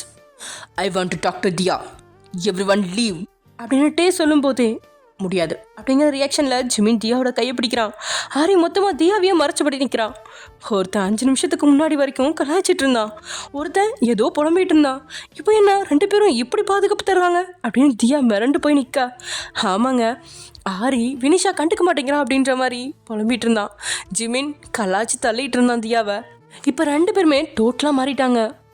டேயோட பார்வை 3 பேரையும் சுட்டரிக்கிற சூரியனை சுற்றுது. அண்ணா நீ கோமா இருக்க, இப்போ பேச வேணாம், நாளைக்கு காலையில் நானே தியாவை வீட்டுக்கு கூட்டிகிட்டு வரேன், நாளைக்கு பொறுமையாக பேசிக்கலாம் ப்ளீஸ் அப்படின்னு ஜிமின் மன்றாட. ஜிமின் இஸ் ரைட், நீ கோபத்தில் தியாவை அடிக்க வாய்ப்பு இருக்குது, ஸோ நாங்கள் தியாவை விட்டு போக மாட்டோம், கிளம்பி போயிடு மிஸ்டர் டே அப்படிங்கிறான் ஆரி. டேயாவது கிளம்புறதாது அப்படிங்கிற மாதிரி கையை முறுக்கிட்டு நின்னவனுக்கு ஜிமினையும் ஆரியும் மிரட்டி இங்கிருந்து அனுப்புறது சுலபமான வேலை தான். ஆனால் என்ன டே மிரட்டினா ஜிமின் வருத்தப்படுவான். ஆரி ஜிமினுக்கு இடையே இருக்கிற பிஸ்னஸ் டீலிங் மொத்தமாக உடையும். இந்த ஒரு காரணத்துக்காக தான் டேயும் அமைதியை இழுத்து பிடிச்சிட்டு நிற்க தனக்கு பாதுகாப்பு தந்த 2 ஆண்களோட நெஞ்சிலையும் கையை வச்சு தள்ளி விளக்குறாதியா. என்ன ப்ரொடெக்ஷனா? என்னை பார்த்துக்க எனக்கு தெரியும், நீங்கள் 2 பேரும் கிளம்புங்க, ஒருத்தன் போய் சாப்பிட்ட பில்லை பே பண்ணு, இன்னொருத்தன் ஏதாவது ஒன்று பண்ணி தொலை, நான் என் மாமிஸ் கிட்ட பேச வேண்டியிருக்கு அப்படின்னு தியா தைரியமாக நிற்கிறா. அது தியா நான் ஏன் சொல்கிறேன்னா அப்படின்னு ஜிமின் தொடங்கும் போதே ஜிமினோட பக்கத்தில் நெருங்கி அவன் காதில் ஏதோ சொல்லி விலகிறா. அதை கேட்டவனோட முகத்தில் லேசாக ஒரு அதிர்ச்சி தெரியா. ஜிமின் அங்கேருந்து அமைதியாக கிளம்பிட்டான். அடுத்ததாக தியாவோட பார்வை ஹாரியை பார்க்கும்போதே, போக சொல்லாத, அவன் அடிச்சிருவான், please trust me, I will protect you அப்படின்னு ஆரி தியாவுக்காக டேயை எதிர்க்க தயாராக நிற்கிற மாதிரி இருக்குது. ஆனால் தியா தான் போயிடுமாறு கண்ணால் சைகை காட்டினதில் கடைசியாக வேறு வழி இல்லாமல் அவனும் கிளம்பிற. 2 பேருமே பார்க்க விட்டு வெளியே வர்றதுக்கு முன்னாடியே தியாவோட கன்னத்தில் டேயோட கரம் பாஞ்சு சத்தம் 2 பேரோட காதுலையும் கேட்குது. இந்த ஒரு அடிக்கு மேலே டே அடிக்க மாட்டான் அப்படின்னு தெரிஞ்சு 2 பேரும் கோபத்தை கட்டுப்படுத்திக்கிட்டு வெளியே போயிட்டாங்க. பொறுமையாக கன்னத்தில் கை தேய்ச்சபடியே அவனை பார்த்தவ, அவ்வளோதானே மாம்ஸ், இல்லைனா இன்னும் இருக்கா அப்படின்னு வெறுப்பேற்றுற தியாவோட வார்த்தையில் கையை முறுக்குறான் டே. ஆனால் அடிக்கிற மாதிரி இல்லை. This is too much, Diya. I already told you, don't touch my wife. என்னோட ஒய்யனையே அடிக்கிற அளவுக்கு வந்துட்டியா அப்படின்னு எகுறான்ட்டே. ஆக்சுவலி என்ன பிரச்சனைனா, உங்கள் வீட்டுக்கு வந்து சில ரிலேஷன்ஸ் வந்திருப்பாங்க. அதாவது இந்த பாலகிருஷ்ணாவோட ரிலேஷன்ஸு. அந்த ரிலேஷன்ஸ்லாம் வந்த உடனே அங்கே சுனிலும் ரகுநாதனும் போய் உட்காந்துட்டு அப்படியே பொண்ணுங்களெல்லாம் என்ன சொல்கிறது, ஆர்டர் பண்ண அதை எடுத்துகிட்டு வாங்கடி, இதை எடுத்துகிட்டு வாங்கடி அப்படின்னு சொல்லிட்டு ஆர்டர் பண்ணிகிட்டு இருக்காங்க. ஆக்சுவலி என்னென்னா, இந்த கிம் ஃபேமிலி, அதாவது இவனுங்களோட சொந்தக்காரங்க, சுனில், ரகுநாதன், பாலகிருஷ்ணா, இவனுங்களோட சொந்தக்காரங்க எல்லாருமே பொண்ணுங்களை அடக்கிற கேஸு தான். எல்லாருமே பொண்ணுங்களை காலில் போட்டு தான் மிதிப்பானுங்க. அவங்க ஆக்சுவலி பையனுக்கு வந்து கல்யாணம் நிச்சயமாக இருக்குது அப்படின்னு சொல்லிட்டு நிச்சயதார்த்த பத்திரிக்கை கொடுக்கலாம் அப்படின்னு சொல்லிட்டு தான் வந்திருப்பாங்க. ஸோ அதுக்கு வந்த ஒரு அம்மாவும் அதே மாதிரி தான் வந்திருப்பாங்க. வந்தவங்க பின்னாடி தான் நின்றுட்டுருக்காங்க. ஸோ இங்கே லக்ஷ்மி நீங்கள் எல்லாருமே போயிட்டு அங்கே இது டீ கொடுக்க, டீ யாரம்மா போட்டா அப்படின்னு சொல்ல, என் மருமக்கு தான் போட்டா அப்படின்னு லக்ஷ்மி வேறு ரொம்ப பெருந்தன்மையாக சொல்ல, கடைசியில் வந்து நீங்கள் மாட்டிப்பீங்க. ஓ, இவ தான் உன் மருமகளா சொன்னில அப்படின்னு ஒரு ரிலேட்டிவ்ல ஒருத்தர் சொல்ல, ஆமாம் ஆமாம், இந்த படிப்பறிவு இல்லாத பட்டிக்காடு தான் மருமகன்னு சொல்லி கூட்டிகிட்டு வந்திருக்கான் என் பையன் அப்படின்னு சுனிலும் இங்கிலீஷில் சொல்லுவான். ஆக்சுவலி இவங்களுக்குலாம் இங்கிலீஷ் தெரியுமாமோ, அதனால வந்து ஃபுல் அண்ட் ஃபுல் இங்கிலீஷ்லேயே பேசிக்குவாங்க. இங்கே லக்ஷ்மிக்கெலாம் இங்கிலீஷ் தெரியாது அப்படின்றதுனால, பட் ஆனால் உங்களுக்கும் இங்கிலீஷ் தெரியும். ஸோ அதனால் நீங்கள் சொல்கிறீங்க, ஹூ செட் லைக் தட், எனக்கும் இங்கிலீஷ் தெரியும் அப்படின்ற மாதிரி நீங்களும் ஒரு 4-5 வார்த்தை இங்கிலீஷ்லேயே ஃபுல்லாக ஃப்ளூயண்ட்டாக பேசிடுவீங்க, அதுவும் அமெரிக்கன் அசன்ட்டில். அதை கேட்டோடனே சுனிலுக்கே கொஞ்சம் பக்குன்னு இருக்கும்.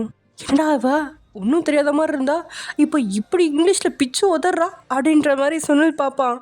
பட் இருந்தாலும் உங்களை மற்றவங்க முன்னாடி மட்டம் தட்டணுமே அப்படிங்கிறதுக்காக தான், பேசினா மட்டும் போதுமா, காலேஜே படிக்கல, 12ஆம் கிளாஸு, அதை வச்சுட்டு என்ன பண்ண போகிறா அப்படின்ற மாதிரி தான் உங்களே மட்டம் தட்டியிருப்பான். நம்ம என்ன பண்ணாலுமே, நமக்கு எவ்வளோ ஸ்கில்ஸ் இருந்தாலுமே படிப்பு ஒன்று இல்லைங்கிறதுக்காகவே எல்லாத்துக்கு முன்னாடி மட்டம் தட்டுறாங்களே அப்படிங்கிறதுக்காக தான் நீங்கள் மனசு உடைஞ்சு டேக்கிட்ட கண்டிப்பாக நான் படிக்கணும் அப்படின்னு சொல்லிட்டு மறுபடியும் ஆரம்பிச்சிருப்பீங்க.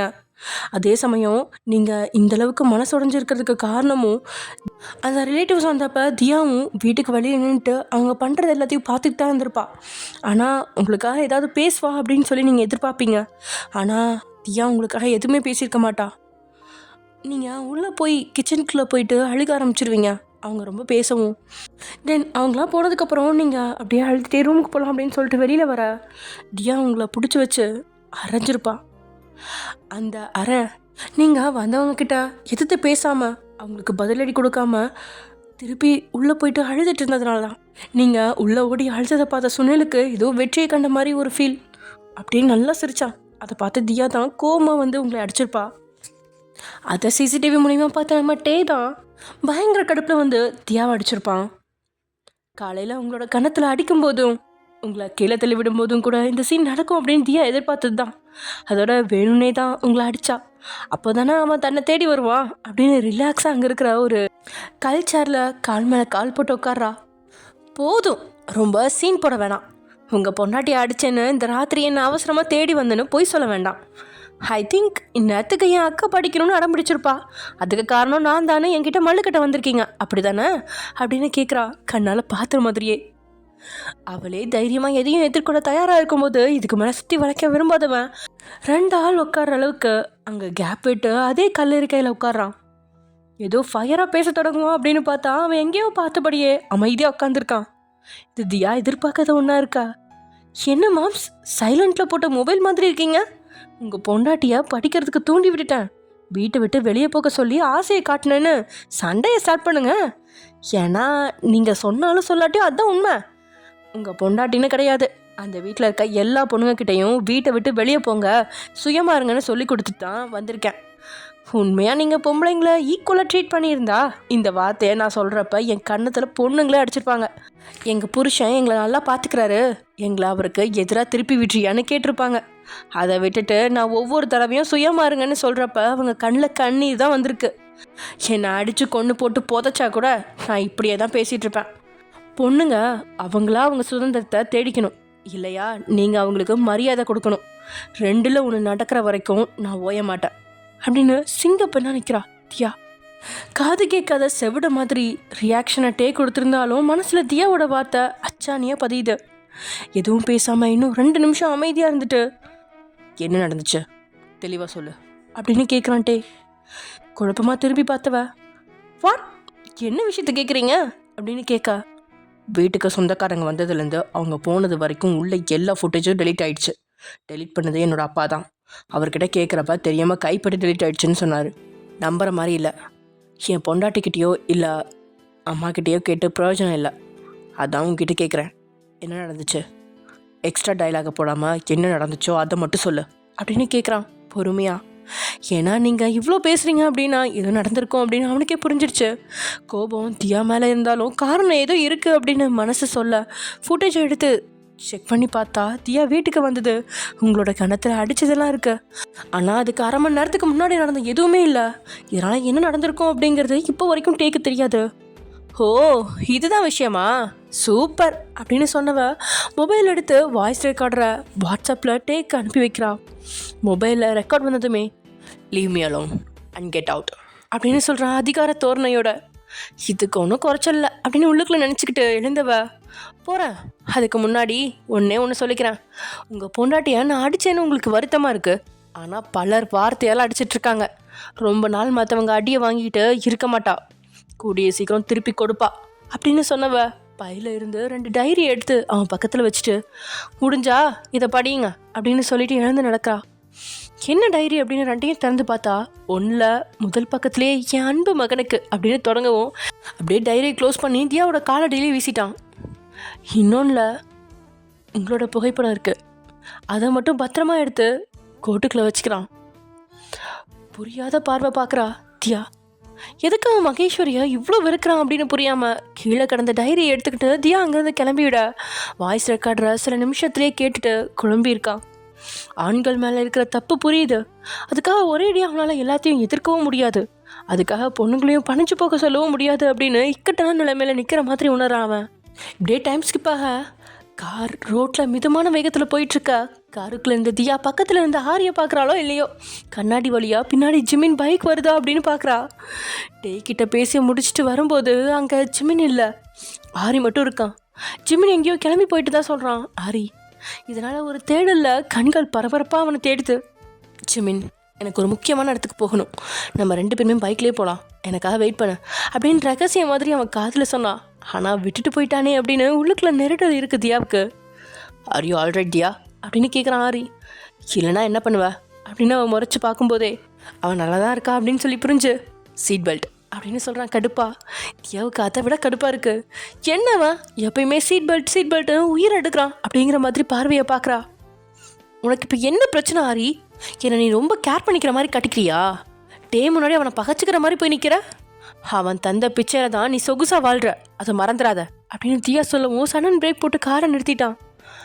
ஐ நோ, உதவி பண்ணலன்னா இன்றைக்கி நான் இந்த நிலைமைக்கு வந்திருக்க முடியாது. அதுக்காக அவன் உன்னை அடிக்க வர்றப்ப என்னால் பார்த்து சும்மா இருக்க முடியாது.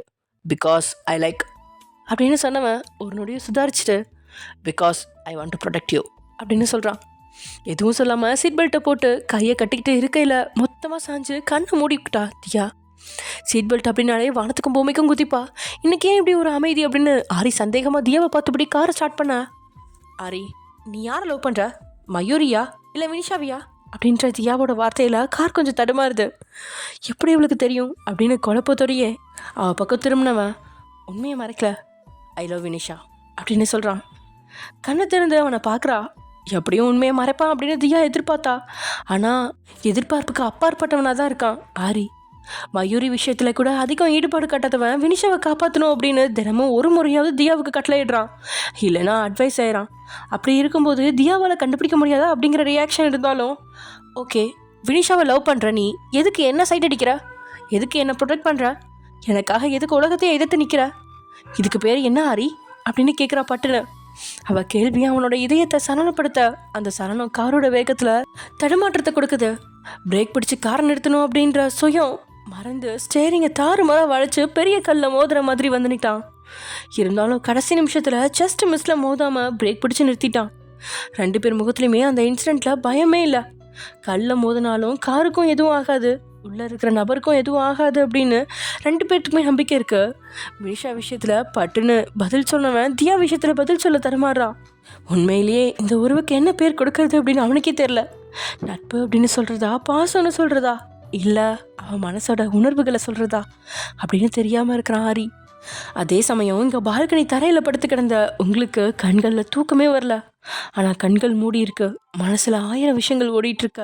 திடீர்னு உங்களோட தலையில் தலையணையை வச்ச மாதிரி இருக்கவும் கண்ணு திறந்து பார்த்தா டேயோட இடது கை புஜங்களில் படுத்து கிடக்குறீங்க. தனக்கு பின்னாடி அவன் கிடக்குறான் அப்படிங்கிறத புரிய வைக்கிற அளவுக்கு அவனோட சூடான மூச்சு காத்து உங்களோட கழுத்தை வருடுது. டே நினச்சி வருத்தப்படுறீங்க அப்படின்னாலும் அவன் பக்கத்தில் வரும்போது உங்களையும் அறியாத உதட்டு புன்னகையில் மூழ்கி போக அவன் மேலேருந்து வர்ற மதுவோட வாசம் உங்களை குழப்பி விடுது. அவனுக்கு குடிப்பழக்கமே இல்லை, அப்புறம் எப்படி இந்த வாசம் வருது? ஒரு வேளை குடிச்சிருப்பானோ அப்படின்னு உள்ளம் படப்படக்குது. குடிச்சிங்களா அப்படின்னு கேட்குறீங்க திரும்பி பார்க்காம. பதில் எதுவுமே சொல்லாமல் உங்களோட தலைக்கு அடியே இருந்த கையை உருவி எடுத்தவன் நீங்கள் போட்டிருந்த ஜாக்கெட்டோட பின்பக்கத்தில் இருந்த ஹூக்கை கழட்டி விட்டுட்டு பிரேசியரோட ஹூக்கையும் மொத்தமாக கழட்டிட்டான். அவன் செயலில் விக்கித்து போகிற நீங்கள் பயந்து போய் நகர பார்க்கும்போதே உங்களோட முதுகில் தஞ்சு புகுந்துட்டான், சின்ன குழந்தை மாதிரி. வெள்ளை பளிங்குக்கெல்லாம் இருக்கிற அந்த முதுகை கமமாக தான் பார்க்க தோணும். ஆனால் இன்னைக்கு அதுக்கெல்லாம் அவனுக்கு மனசே இல்லை. எங்கேயாவது ஓடி போய் தனக்கான ஆறுதலை தேடணும் அப்படிங்கிற மாதிரி உங்களோட முதுகில் புதஞ்சு கிடக்குது டேயோட முகம். சோகம் இருந்தாலும் ஆடவனோட அடர்த்தியான தாடி முதுக குத்த அப்படின்னு லேசாக நீங்கள் விலக பார்க்கும்போதே உங்கள் மேலே கையை போட்டு இன்னும் தன்னோட இழுத்து உங்களுக்குள்ளே புதஞ்சு போகிறான். நான் குடிக்கல, குடிக்கவும் மாட்டேன். கிளப்புக்கு போனேன், குடிக்க நினச்சேன், ஆனால் ஸ்மெல் பிடிக்கல. திரும்பி வரப்போ ஒருத்தன் தெரியாமல் வாயின ட்ரெஸ்ஸில் கொட்டிட்டான். இப்படிலாம் பொய் சொல்ல மாட்டேன், நான் குடிச்சிருக்கேன் அப்படின்ற டேயோட வார்த்தை பொய் அப்படிங்கிறது அவனோட தெளிவான பேச்சு விளக்கியிருக்கு. எப்படியும் அவன் குடிக்கல அப்படிங்கிறது உங்களுக்கு சந்தோஷமாக இருக்கா? அதுக்கு மேலே நீங்கள் அசையவே இல்லை. 2 பேரும் அதுக்கு மேலே பேசிக்கிற மாதிரியும் இல்லை. சொல்ல முடியாத அமைதி மட்டும்தான் இருக்கா. உங்களோட வயிற்று அணைச்சிருந்த டேயோட வலது கை உங்களோட கண்களுக்கு தென்படுது. 2 வாரத்துக்கு முன்னாடி உங்களை வர வைக்கிறதுக்காக அவனோட கையை அவனே காயப்படுத்திக்கிட்டான். எப்பயுமே அதில் பேண்டேஜ் போட்டிருப்பான், மருந்து போட்டு விடுறான் அப்படின்னு கேட்டாலோ, காயத்தை பார்க்கட்டாமா அப்படின்னு கேட்டாலோ, அதெல்லாம் சின்ன காயம், உன்கிட்ட காட்ட முடியாது அப்படின்னு சொல்லிடுவான். இன்றைக்கி கையில் பேண்டேஜ் எதுவுமே போடாமல் இருக்கிறம்போது தான் அவனோட காயம் உங்களுக்கு தெரியுது. மேலோட்டமான காயமாக இல்லாமல் உள்ளங்கை மொத்தமாக தோல் உறிஞ்சு போகிற அளவுக்கு கையை அவன் காயப்படுத்தியிருக்கான். உண்மையில் தான் மேலே இவ்வளோ பைத்தியக்காரத்தனமான காதலா அப்படின்னு நினைக்கும்போது உள்ளுக்குள்ள மகிழ்ச்சி எட்டி பார்த்துருக்கு உங்களுக்கு. படிப்பா கணவனா அப்படின்னு கேட்கும்போது எதை தேர்ந்தெடுக்கிறது அப்படின்னு உங்களுக்கு சுத்தமாக தெரியாது. ஆனால் இந்த நொடி அவன் தான் வேணும் அப்படின்னு தோண்டியிருக்கா. காயப்பட்டிருந்த அவனோட வலது கையில் தன்னுடைய உதட்டை குவிச்சு முத்தத்தை கொடுக்குறீங்க. அது அப்படியே உங்களோட முகத்தில் வச்சபடியே கண்களை மூடுறீங்க. அவனோட அணைப்பில் தன்னை மறந்து தூங்கியும் போகிறீங்க. இவ்வளோ நாள் கை வலி நல்லாவே உயிரை எடுத்துருந்துச்சு. சரியாக கார் ஓட்ட கூட முடியாது, லேப்டாப்பை கூட தட்ட முடியாது, சாப்பிட கூட முடியாது அப்படின்னு கஷ்டம்தான். ஆனால் யார்கிட்டையுமே காட்டிக்கிட்டதில்ல. அந்த எல்லா வலிக்கும் சேர்த்து கிடைச்ச பரிசா உங்களோட முத்தமும் உங்களோட முகத்தில் வச்சிருக்க அந்த கையும் இதமாக இருக்கு. உங்களோட தூக்கம் கலையாதபடி உங்களோட முதுகுலேருந்து தலையை விளக்குறவன் உங்களோட இன்னர்ஸ்லேருந்து ப்ளவுஸ் பட்டன் வரைக்கும் எல்லாத்தையும் சரியாக பூட்டி திரும்பி கிடந்த உங்களை இழுத்து தான் நெஞ்சோட சேர்த்து படுக்க வைக்கிறான். டேயோட இதய துடிப்பு தாலாட்டு சத்தம் மாதிரி உங்களோட உறக்கம் ஆழமாக தொடருது. நீங்கள் ஆழ்ந்து உறங்கும்போது உங்களோட முகத்தை பார்க்க சந்தோஷமாக இருந்தாலும் நீங்கள் படிக்கணும் அப்படின்னு எடுத்திருக்கிற முடிவில் உங்களுக்கு உறுதுணையாக இருக்க அவனுக்கு பயமாகவும் ரணமாகவும் இருக்குது. நாளைக்கு நீங்கள் காலேஜுக்கு போனால் ஒவ்வொரு நாளும் நீங்கள் திரும்பி வருவீங்களா வரமாட்டிங்களா அப்படின்னு வயிற்றில் நெருப்பை கட்டிக்கிட்டு தான் காத்திருக்கணும். இப்போ நினைக்கிற நேரம்லாம் சிசிடிவி கேமராவில் உங்களை பார்த்து ரசிக்கிறான். அவன் எவ்வளோ தாமதமாக வந்தாலும் தனக்காக காத்திருக்க நீங்கள் இருக்கீங்க அப்படின்னு நம்பிக்கையாக வீட்டுக்கு வருவான்.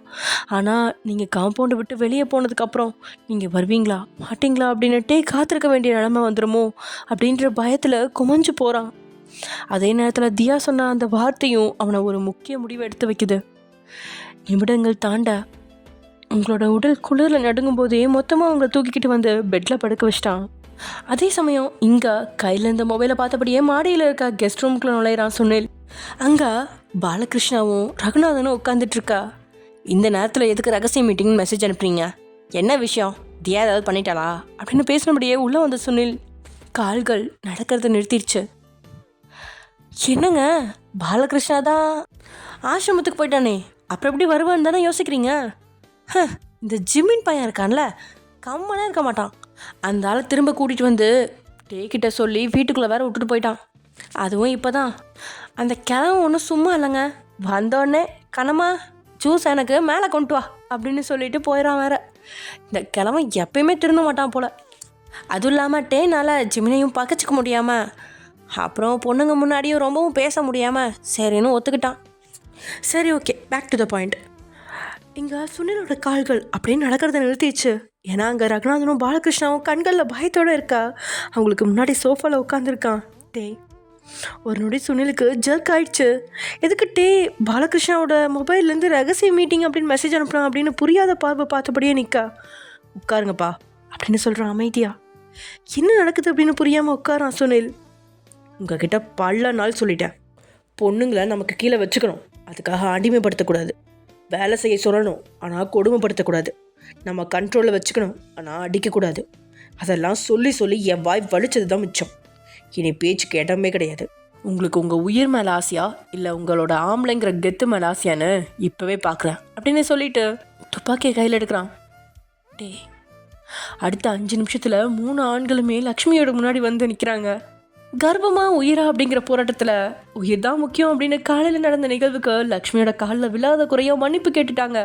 லக்ஷ்மி மட்டும் இல்லாமல் கண்ணுமாக்கிட்டையும் மன்னிப்பு கேட்டுட்டாங்க, கையை கூப்பினபடியே.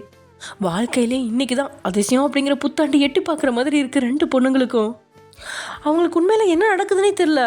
நைட்டு வேலையை முடிக்க கொஞ்சம் லேட்டானதுனால 2 பேருமே கொட்டாய் விட்டபடியே அவங்கவுங்க ரூமுக்கு போகலாம் அப்படின்னு பார்த்தா வழிமறிச்சு நின்ற ஆண்கள் தூங்க விடாமல் வேலையை தரப்போகிறாங்களோ அப்படின்னு 2 பேருமே கதிகலங்கி நிற்க, இவங்களோ சம்மந்தமே இல்லாமல் மன்னிப்பு கேட்குறாங்களே அப்படின்னு திகச்சு நிற்கிறாங்க கண்ணுமாவும் லக்ஷ்மியும். இத்தனை வருஷத்தில் கட்டளை போட்டு சண்டையிட்டு கேவலப்படுத்தின அந்த வாயால் மன்னிப்பு கேட்டுட்டாங்களே, இது என்ன கற்பனையா அப்படிங்கிற மாதிரி தான் 2 பேரோட ரியாக்ஷன் இருக்கா. ஒருத்தங்க கையை மற்றவங்க கிள்ளி ஏற்பட்ட வழியில் இது உண்மை அப்படிங்கிறதும் அவங்களுக்கு உரைக்குது. அதுலேயும் கிழமெல்லாம் ஒரு படி மேலே போய், நான் உன்னை பொண்ணு மாதிரி நினச்சேன் லக்ஷ்மி, அதனால தான் உன்கிட்ட கொஞ்சம் கண்டிப்பாக நடந்துக்கிட்டேன், என்னை மன்னிச்சிடு, நான் அந்த மாதிரி பேசியிருக்கக்கூடாது, ஏதோ வயசான காலத்தில் தெரியாமல் பேசிட்டேன், பெரிய மனசு பண்ணி மன்னிச்சிடு அப்படின்னு சொன்ன அந்த வார்த்தை எல்லாம் ஓவர் ஆக்டிங்காக தான் இருக்குது. ரகுநாதனோ கல்யாணமான 34 வருஷத்தில் லக்ஷ்மியை காலில் போட்டு மிதித்து அடக்கி ஒடுக்கி வச்சிருந்தான். ஆனால் அப்படிப்பட்டவனையே கையெடுத்து கும்பிட வச்சிட்டானே இந்த டே அப்படிங்கிற மாதிரி வெறுப்பு தோணுது டே மேலே. வாய் திறந்து மன்னிப்பு கேட்க மனசு வரல, ஆனாலும் ரோஷத்தை விட உயிர் தான் முக்கியம் அப்படின்னு தோணுதால, மன்னிச்சிடு லக்ஷ்மி, நான் உங்கள் எல்லாருமே கஷ்டப்படுத்துகிற மாதிரி பேசியிருக்கக்கூடாது, மூளை குழம்பி பேசிட்டேன், இனிமேல் அந்த மாதிரி பேச மாட்டேன் அப்படின்னு சொல்லிட்டான். அதே மாதிரி தான் சுனிலும் லக்ஷ்மி மட்டும் இல்லாமல் கண்ணுமாக்கிட்டையும் மன்னிப்பு கேட்டுட்டு தான் அங்கேருந்து போயிடுறான். கொடுக்குற தெய்வம் கூரையை பிடிச்சிட்டு கொடுக்கும் அப்படின்னு சொல்லுவாங்களே, அந்த மாதிரி தான் இன்றைக்கி நடக்குதா. அவங்க வந்து மன்னிப்பு கேட்டதில் பொண்ணுங்களோட கண்ணில் இருந்த அந்த தூக்கம் பறி போயிட, என்னம்மா இப்படி வந்து மன்னிப்பு கேட்குறாங்க, அதுவும் ராத்திரி 12:30 மணிக்கு, திடீர்னு பைத்தியம் ஏதாவது பிடிச்சிருச்சா. அவனுங்க மன்னிப்பு கேட்டாலும் மனசார கேட்ட மாதிரி இல்லையே, பயத்தில் கேட்ட மாதிரி இருக்குது. ஜிமின் தம்பி ஏதாவது பண்ணியிருப்பாரோ, இல்லைனா தியா ஏதாவது பண்ணியிருப்பாளோ அப்படின்னு கண்ணம்மா சந்தேகத்தோடு கேட்டாலும் லக்ஷ்மியோட உதடு புன்னகைக்குது. யார் பேச்சுக்கும் செவிசாய்க்காத தன்னுடைய மகன் செவிசாய்க்க வேண்டியவளோட பேச்சுக்கு தலை வணங்கி தானே ஆகணும். எப்படியும் நீங்கள் வருத்தப்பட்டிருப்பீங்க, அதனால தான் இது நடந்திருக்கு அப்படின்னு புரிஞ்சுக்கிட்டா. இதை ஜிமினோ தியாவோ பண்ணல, இதை பண்ணது என்னோட பையன் டே. இவ்வளோ நாள் டே 3 பேரையும் கண்டிச்சாலும் 3 பேரும் வாய் திறந்து ஒரு வார்த்தை நம்மக்கிட்ட மன்னிப்பு கேட்டதில்ல. இனி எந்த தப்பும் பண்ண மாட்டேன்னு டே கிட்ட தான் மன்னிப்பு கேட்டிருக்காங்க. ஆனால் இன்றைக்கி நடந்த விஷயம் எல்லாம் கனவுல கூட நடக்குமான்னு நான் எதிர்பார்க்காத ஒன்று தான் அப்படின்னு சொன்ன லக்ஷ்மிக்கும் உதட்டுலேருந்து சிரிப்பு மறையிறதா இல்லை. 2 பேருமே மன நிறைவா சமையல் அறைக்குள்ள நுழைஞ்சு அங்கேயே பாயை விரிச்சு படுத்துட்டாங்க. அதே சமயம் எங்கள் ரூம்லேருந்து வெளியே போன அந்த 15 நிமிஷத்தில் திரும்பி வந்து சேர்றாங்க 3 ஆண்களுமே. இன்னும் கையில் துப்பாக்கியோட டே அங்கேயே நின்றுட்டுருக்கா. அவமானத்தில் கூணி குறுக்கி அவன் முன்னாடி நின்னபடி, நாங்கள் மன்னிப்பு கேட்டுட்டோம் டே அப்படின்னு ரகுநாதன் சொல்ல, குட், நாளைக்கு காலையில் எந்திரிப்பா, அவகிட்டையும் மன்னிப்பு கேட்க தயாராக இருங்க அப்படின்னு சொல்கிறான் காண்டா. ஏன்னா அவனுக்கு அந்த அளவுக்கு கோபம் இருக்குது. நீங்களே ஒரு விதம் டேயோட பாசத்தில் மதிமயங்கி படிப்பை விட கணவரோட பாசம் போதும் அப்படின்னு டேயோட பக்கம் சாஞ்சு வந்தீங்க. ஆனால் இந்த 3 idiotsோட காயப்படுத்துகிற வார்த்தை படிப்பு சுய சம்பாத்தியம் அப்படின்னு உங்களை தூண்டி விடுது. உண்மையில தியா அப்படிங்கிறவ தூண்டி விடுறதை விட இவங்களோட வார்த்தை தான் அதிக வீரியத்தை கொடுக்குது அப்படிங்கிற போது டேக்கு இந்த ஆண்களை கொன்றலாம் அப்படிங்கிற அளவுக்கு கூட கடுப்பாக தான் இருக்குது. அதுக்குள்ளே சுனிலோ லக்ஷ்மி கடமா கிட்ட மன்னிப்பு கேட்குறதான் ஓகே டே, சின்ன பொண்ணுக்கிட்டலாம் மன்னிப்பு கேட்க முடியாது அப்படின்றான். ஓஹோ, வேலைக்காரக்கிட்ட மன்னிப்பு கேட்டால் பிரச்சனை இல்லை, என் பொண்டாட்டிக்கிட்ட மன்னிப்பு கேட்க ரொம்ப கஷ்டமாக இருக்கா? 1000 நாள் சொல்லி பார்த்தேன், என் பேச்சை நீங்கள் கேட்காதனால தான் எனக்கு பிரச்சனை மேலே பிரச்சனையாக இருக்குது. நீங்கள் யாருக்கும் மரியாதையும் கொடுக்க வேண்டாம், யாரையும் தங்க தட்டில் வச்சு தாங்கவும் வேண்டாம். கொடுமைப்படுத்தாதீங்க, கஷ்டப்படுத்தாதீங்க, அடிக்காதீங்கன்னு சொல்கிறப்ப என் பேச்சை மதிக்கல தானே? இனி ஒயன் காலையும் விழுந்து மன்னிப்பு கேளுங்க, அப்போ தான் திருந்துவீங்க அப்படின்னு காண்டாய் கத்துறான். 3 பேரோட வாயும் டேபிள் மேலே இருக்க அந்த பயத்தில் பசத்தடவுன மாதிரி ஒட்டிருச்சு. இது என்னோட ஃபர்ஸ்ட் அண்ட் லாஸ்ட் வார்னிங். இன்னொரு முறை நீங்கள் யாராவது ஏதாவது பொண்ணுங்களை வார்த்தையால் காயப்படுத்துனீங்கன்னு வச்சுக்கோங்க, இந்த வீட்டில் சமையல்லேருந்து வீடை துடைக்கிறது பெருக்கிறது வரைக்கும் எல்லாமே நீங்கள் தான் பண்ண வேண்டியிருக்கும். அப்புறம் பொண்ணுங்க வெளியே சுதந்திரமாக சுற்றுவாங்க, நீங்கள் வீட்டுக்குள்ளே இருக்கிற வேண்டியிருக்கும் அப்படின்ற டேயோட வார்த்தை அவங்களோட ஈரக்குள்ளையும் நடுங்க வச்சிருச்சு. ஏன்னா விளையாட்டாக சொல்லிட்டு போகிறவன் அவன் கிடையாதே, கடுப்பாயிட்டான் அப்படின்னா நிச்சயம் அதை செய்ய வச்சிருவான் அப்படின்னு 3 பேர் கண்ணுலேயும் பயம் தெரிய, ஐயையோ வயசான காலத்தில் என்னால் வேலை தான் செய்ய முடியாதுட்டே, இன்னொரு முறை இப்படி நடக்காது அப்படின்னு சரண்டர் ஆகிட்டான் பாலகிருஷ்ணா. கடைசியாக ஒரு முறை சந்தர்ப்பம் கொடுக்க நினச்சவன், ஒயன்கிட்ட மன்னிப்பு கேட்க வேண்டாம், ஆனால் இன்னொரு முறை அவன் மனசு கஷ்டப்படுத்துகிற மாதிரி யாராவது நடந்துக்கிட்டா நடக்கிறதே வேற, கிளம்புங்க அப்படின்னு சொல்கிறான் துப்பாக்கியை இடுப்பில் செருகிட்டு. இன்னைக்கு டேயோட பேச்சுவார்த்தை நடத்தினா சரிப்பட்டு வராது அப்படின்னு ஆண்கள் அங்கேருந்து நடைய கட்ட, அப்பா ஒரு நிமிஷம் இல்லைங்க அப்படின்னு சொல்கிறான். சுனிலை தவிர மற்ற 2 பேருமே அங்கேருந்து கிளம்ப. 1 மாதத்துக்கு முன்னாடி குடிச்சிட்டு காரை ஓட்டி குப்பத்து குடிசை வீட்டில் மோதி ஆக்சிடென்ட் பண்ணியிருக்கீங்களே, அந்த ஆக்சிடெண்ட்டில் ஒரு குழந்தை உயிருக்கு போராட்டிட்டு இப்போ தான் நல்ல நிலைமைக்கு வந்திருக்கு.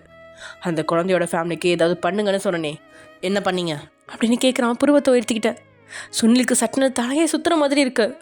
இந்த விஷயத்த மறந்துருப்பான் அப்படின்னு நினச்சா திரும்ப கேட்குறானே அப்படிங்கிற மாதிரி திருட்டு ரியாக்ஷனை கொடுத்துட்டு, அது நான் உதவி பண்ணலான்னு பார்த்தேன், அவங்க வேண்டான்னு சொல்லிட்டாங்கப்பா அப்படின்னு சொல்லும்போதே பேக்கெட்டில் இருந்த பேப்பரை சுருட்டி அவன் முகத்தில் வீசுகிறான். என்ன பேப்பர் அப்படின்னு புரியாமல் அதை திறந்து பார்த்தா 1,00,000 ரூபாய்க்கான செக்லிஃப்ட் தான் இருக்குது.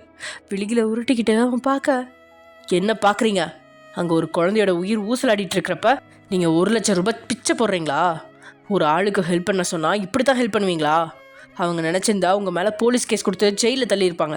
நான் இத்தனை வருஷம் காப்பாற்றி வச்சுருந்த மானம் மரியாதை எல்லாமே காற்றுல பறந்து போயிருக்கோம். ஏதோ பெரிய மனசு பண்ணி அவங்க பாவம் பார்த்து விட்டா நீங்கள் ரொம்ப பண்ணுறீங்களா அப்படின்னு கத்துறான். செவிப்பறை அதிர அவன் சத்தத்தில் காதுக்குள்ள கொயிங் அப்படின்னு மட்டுமே அதிர்வு கேட்க, இது பழைய செக்லிஃப்ட்பா, நான் அவங்களுக்கு ஆரம்பத்தில் 1,00,000 ரூபாய் கொடுக்கலான்னு நினச்சேன், அதுக்கப்புறம் அவங்களுக்கு நான் 5,00,000 ரூபாய் கொடுக்கலான்னு போனேன், அவங்க வேண்டான்னு சொன்னாங்க, அதான் நான் கொடுக்கல, இல்லைனா கண்டிப்பாக நான் ஏதாவது பண்ணியிருப்பேன் அப்படின்னு நல்லவனாட்ட அவன் பேச, முகத்துக்கு நேராக கையை நீட்டி பேச்சு நிறுத்திட்டு டாக்குமெண்ட்டை தூக்கி அவன் முன்னாடி வைக்கிறான். அவனுக்கு அவன் அப்பாவோட இருக்கணும் ஓரளவுக்கு தெரியும். பணக்காரங்களுக்கு கோடி கோடியாக கொட்டி கொடுப்பான், ஏழைகளுக்கு 1 ரூபாய் கூட தர்மம் போட மாட்டான் அப்படின்னு தெரிஞ்சே, விருப்பம் இருந்தாலும் இல்லைனாலும் சைன் பண்ணுங்கப்பா அப்படின்னு சொல்கிறான் முடிவா. இது என்ன வம்புக்கு மேலே வம்பா இருக்குது, இதுதான் நீ என்ன எழுதியிருப்பானோ அப்படின்னு பயந்துக்கிட்டே அதை வாசித்து பார்த்தா அவனுக்கு செம டென்ஷன் ஆகுது. சாதாரண குப்பத்து பிள்ளை, அதுவும் பெண் பிள்ளை, அதுக்கு போய் நான் என்னோட 6 மாதத்தை லாபத்தை கொடுக்கணுமா? 6 மாதத்தை என்னோட லாபமே 300 கோடி ரூபாய், போயும் ஒரு பிச்சைக்கார பிள்ளைக்கு என் சொத்தை நான் கொடுக்க மாட்டேன் அப்படின்னு சொன்னது மறுக்க, 6 மாதத்தை சொத்தை கொடுக்கலன்னா வாழ்நாள் முழுக்க உங்களுக்கு இனி 1 ரூபா கூட கிடைக்காது. நான் ஆரம்பத்திலே ஏதாவது நல்லதாக பண்ணுங்கன்னு சொன்னேன், நீங்கள் எதையுமே பண்ணாமல் இருந்துட்டு 5 கோடி ரூபாய் கொடுத்ததா எனக்கு ஃபேக்கான டாக்குமெண்ட் அனுப்பி வச்சுருக்கீங்க. ஊரில் இருக்கிறவன் ஏமாத்துறானா இல்லையான்னு செக் பண்ண நான் வீட்டுக்குள்ளே செக் பண்ணாமல் விட்டா என்னையே ஏமாத்துறீங்களா? தியா மட்டும் இன்றைக்கி அந்த 1,00,000 ரூபாய் செக் லீஃபாக தரலன்னா எனக்கு எதுவுமே தெரிஞ்சிருக்காது. அன்றைக்கி ஒழுங்காக 5 கோடி ரூபாய் அந்த குழந்தைக்கு கொடுத்துருந்தீங்கன்னா இன்றைக்கி இந்த பிரச்சனையே இல்லை. ஒரு குழந்தையோட உயிருக்கு கஞ்சம் பிடிக்கிறீங்களா? ஒழுங்காக 300 கோடி ரூபாய் அந்த குழந்தைக்கு கொடுங்க அப்படின்னு டாக்குமெண்ட்டையும் சுனிலையும் மாறி மாறி பார்க்குறான். சொல்லிட்டான் அப்படின்னு 1,00,000 ரூபாய் செக்கை கொண்டுட்டு போய் அந்த குழந்தையோட அப்பா அம்மா முகத்திலே வீசிட்டு அந்த குடும்பத்தையும் மிரட்டி டாக்குமெண்ட்டில் 5 கோடி ரூபாய் சுனில் கொடுத்ததாகவும் அவங்க மனநிறைவாக வாங்கிக்கிட்டதாகவும் மிரட்டி கையெழுத்தை வாங்கிட்டான். அதை தியா போட்டு கொடுத்துட்டாலே அப்படின்னு தியா மேலே வன்மம் வளருது. இன்னும் அதிகமாக வேலையே செய்யாமல் மாதம் 50 கோடி ரூபாய் சம்பளமாக வாங்கிட்டு இருக்கான் டேக்கிட்டு இருந்து. இப்போது முடியாது அப்படின்னு மறுத்தா இனி வாழ்நாளில் பணமே கிடைக்காது அப்படிங்கிறதுனால மகனை பகச்சிக்காம கையெழுத்தை மட்டும் போட்டுட்டான் டாக்குமெண்ட்டில். அமைதியாக டாக்குமெண்ட்டை டேயோட முன்னாடி வச்சுட்டு அங்கேருந்து கிளம்புனவன் ஒரு முறை திரும்பி பார்த்து, ரொம்ப தப்பு பண்ணுறாட்டே, படுக்க வந்த பேச்சை கேட்டு ஆம்பளைங்களை பகச்சிக்காத. நான் இழந்த மாதிரி ஒரு நாள் நீ பலதையும் இழந்து நிற்குப்ப நான் என்ன சொல்ல வர்றேங்கிறது உனக்கு புரியும் அப்படின்னு டேயோட மனசை குழப்புறபடி சொல்கிறான். எல்லாரையும் சமமாக நடத்தினா நான் எதையும் இழக்க வேண்டியிருக்காதுப்பா அப்படின்னு எங்கேயோ பார்த்தபடி டே சொன்ன வார்த்தை சுனிலுக்கு புதுசாக இருக்குது. 29 வருஷம் தான் கட்டுப்பாட்டில் இருந்தவன் 5 மாதத்தில் தான் கட்டுப்பாட்டை மீறி போகிறான் அப்படின்னு புரிஞ்சு இப்போதைக்கு பேச்சு கொடுக்காம வாழை சுருட்டிட்டு அங்கேருந்து கிளம்புறான். எல்லாரும் கிளம்புனதுக்கப்புறம் தன்னுடைய பெட்ரூம்குள்ளே நுழைஞ்சவன் தூங்கிட்டு இருந்த உங்களோட குட்டி கட்டிலில் உங்களோட பக்கத்தில் நெருங்கி படுக்கிறான். ஆழ்ந்து தூங்கிட்டு இருந்த நீங்கள் அவன் படுத்ததை உணராமல் கிடக்க உங்களோட காது மடலில் முகத்தை புதைச்சு, சாரி வயன், இனிமேல் உன்னை யாருமே மாட்டம் தட்ட மாட்டாங்க. உன்னை மட்டும் கிடையாது, எந்த பொண்ணையும் ஆம்பளைங்க கேவலப்படுத்த மாட்டாங்க. எனக்கு ஒரு சந்தர்ப்பம் தா, உன்னை நான் நல்லா பார்த்துக்கிறேன். தயவு பண்ணி எனக்காக காம்பவுண்டை விட்டு வெளியே போகாதடி ப்ளீஸ் அப்படின்னு சொல்லிட்டு தூங்கிட்டு இருந்த உங்களோட நெஞ்சுக்கூட்டில் முகத்தை புதைக்கிறான். சட்டநட்டையோட தலையை பற்றி பிடிக்கிறீங்க நீங்கள். தூக்கு கலைஞ்சு எழுந்துட்டாளா அப்படின்னு தலையை உயர்த்தினவன் உங்களோட முகத்தை பார்த்தா நீங்கள் இன்னும் கண்ணை மூடினபடியே தூக்கத்திலேயே பாட்டி குளிருது அப்படின்னு முடங்கினபடியே கொஞ்சம் கீழே இறங்கி இட்டையோட நெஞ்சுக்குள்ள நீங்கள் தஞ்சை புகுத்து தூக்கத்தை ஆழமாக தொடர்றீங்க. வலிக்காதபடி உங்களோட மண்டையில் கொட்டினவன், சாக கிடந்தாலும் உன் பாட்டி பேரை தான் சொல்லுவியாடி, என் பேரை சொல்ல மாட்டியா அப்படின்னு சொன்னபடியே போர்வையை எடுத்து உங்கள் மேலே பொருத்திட்டு ஏசியை மொத்தமாக ஆஃப் பண்ணிவிட்டு டேபிள் ஃபேனை ஆன் பண்ணிட்டான். குளிர் குறைஞ்சதுமே நீங்கள் இன்னும் இதமாக தூங்க. டேயோ ஏசிலேயே பிறந்து வளர்ந்ததுனால புழக்கம் தாங்க முடியாமல் போட்டிருந்த டிஷர்ட்டை கழட்டி வீசிட்டு உங்களை அணைச்சபடியே தூக்கத்தை தொடர்றான். என்னது டேவா இப்படிலாம் பேசுகிறான் அப்படின்னு உங்களுக்கே கொஞ்சம் ஆச்சரியமாக இருக்குல்ல? எனக்கும் கூட தான். பையன் மாறிட்டான்ப்பா, நம்புங்க. ஓகே ஃப்ரெண்ட்ஸ், இது வந்து எபிசோட முடிச்சுக்கலாம். நெக்ஸ்ட் எபிசோட என்ன நடக்க போகுது அப்படிங்கிறத நெக்ஸ்ட் எபிசோட பார்க்கலாம். Okay bye.